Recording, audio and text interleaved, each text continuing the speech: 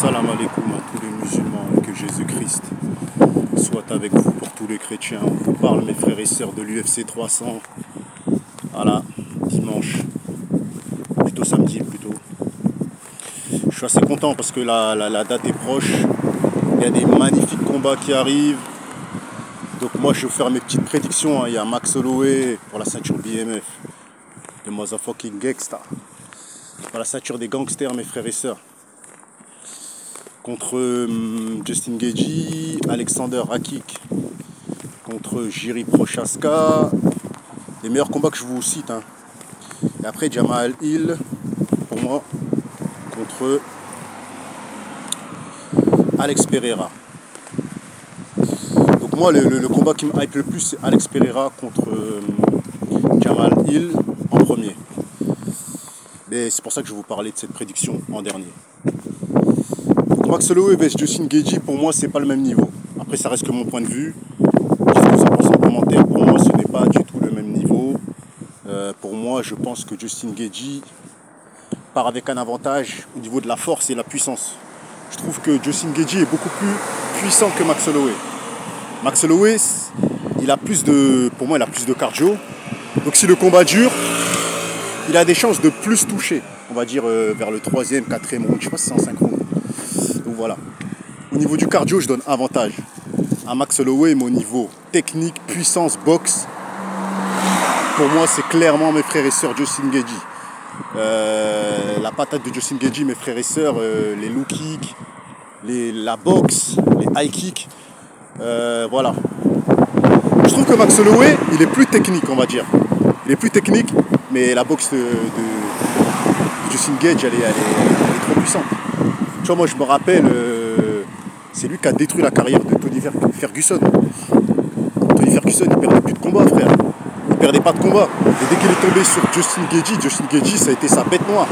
Il a détruit la carrière de Tony Ferguson. Et il l'a détruit pendant le combat.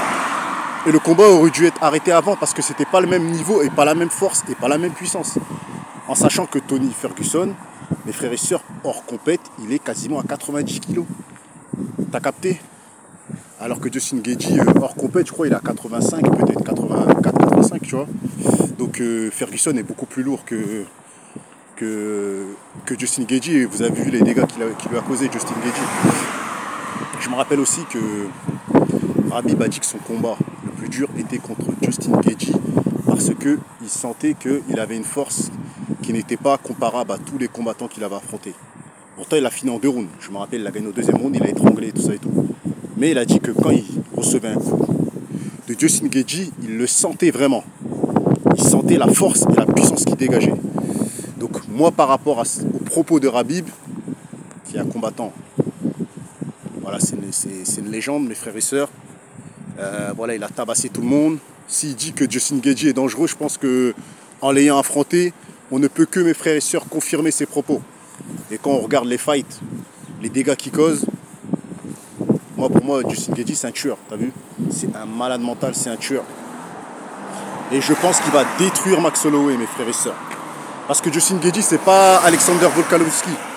C'est-à-dire Alexander Volkanovski, il a détruit Max Holloway 3 fois. Mais Justin Gaethje, une fois, il peut lui causer des dégâts qui vont lui rester à vie. Max Holloway, il est tout maigre, il est tout mince. Est-ce qu'il va réussir à recevoir les parpaings, mes frères et sœurs? Je sais pas, hein, moi je pense pas. Hein. Est-ce qu'il va réussir à survivre à des patates de forain? Moi je pense que le combat va être arrêté. Je pense que le combat va être arrêté au 2e round ou au 3e round. Vous verrez, hein, mais moi je pense. Tu vois, donc voilà. Donc, ma prédiction, KO au 2e round ou au 3e round de Justin Gaethje par arrêt de l'arbitre ou un délire comme ça, tu vois. Parce que pour moi, c'est pas le même niveau.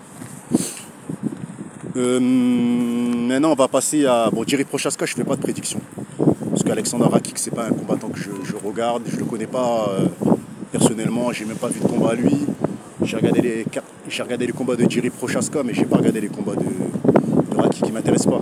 Il n'a pas l'air d'être un gars qui est très très chaud. Il m'a pas impressionné, donc je veux pas parler de lui. Par contre, Jamal Hill vs Alex Pereira, pourquoi ce combat me hype? Parce que comme je vous l'avais déjà dit, en fait, vu Jamal Hill ce qu'il a fait à Glover Teixeira, on sent que Pereira veut automatiquement venger son frère. Il veut venger son frère, il veut venger son coach, il veut venger son entraîneur. Ce Glover Teixeira, c'est son coach et c'est son entraîneur de MMA. Parce que, comme vous savez, Pereira, c'est un mec du Muay Thai et de la boxe Thai. Donc, tout ce qui est grappling, jiu-jitsu brésilien, c'est Glover Teixeira qui aide Pereira. Et Pereira a vu le fight, mes frères et sœurs, contre Jiri Prochazka, contre Glover Teixeira. Il a vu que Teixeira il a beaucoup dominé et qu'après il s'est fait terminer. Il est parti de la venger, il a tabassé Jiri Prochazka, il l'a mis KO. Il a vu le combat, mes frères et sœurs, qui a infligé le plus de dégâts à Glover, on a tous vu, c'est contre Jamal Hill.